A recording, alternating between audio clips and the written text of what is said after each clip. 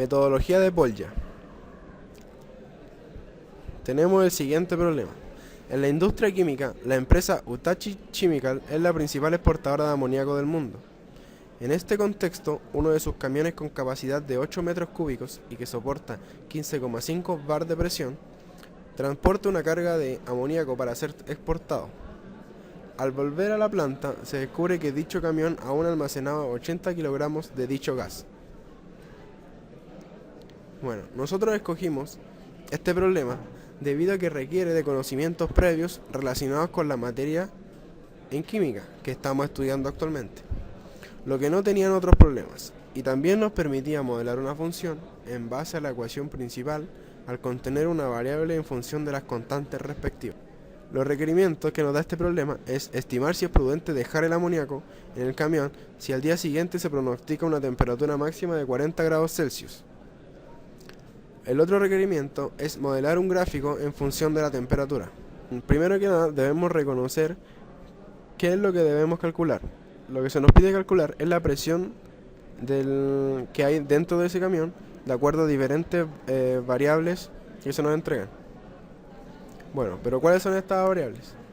Tenemos la temperatura, que es de 40 grados Celsius.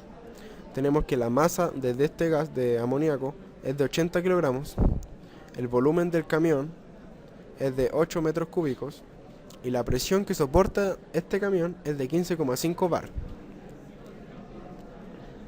Segundo, debemos analizar qué fórmula se debe ocupar para resolver este problema. Y llegamos a la conclusión que es la fórmula general de los gases ideales, en donde P es la presión, la incógnita que buscamos, B es volumen en litros,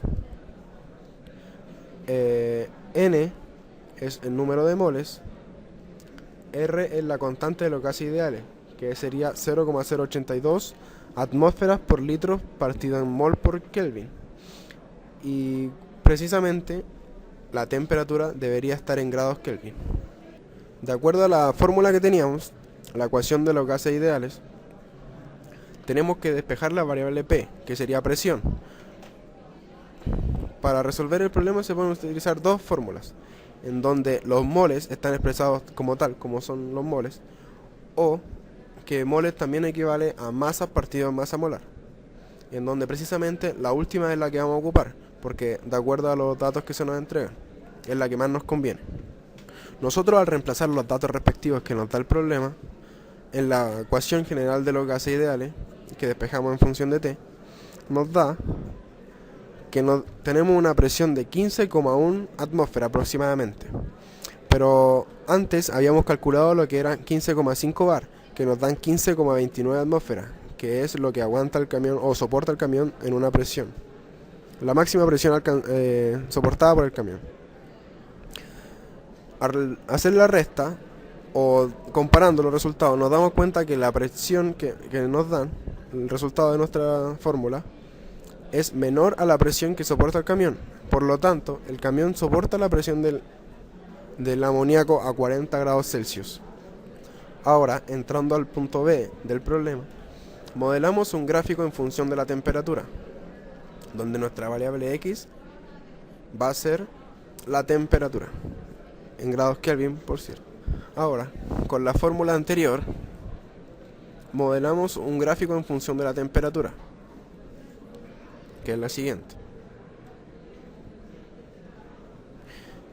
Al representar el gráfico, notamos que tenemos una función ascendente en función del tiempo. Bueno, ahora comparando los resultados que tenemos, o analizándolos, tenemos que la presión interna del camión es de 15,1048 atmósferas.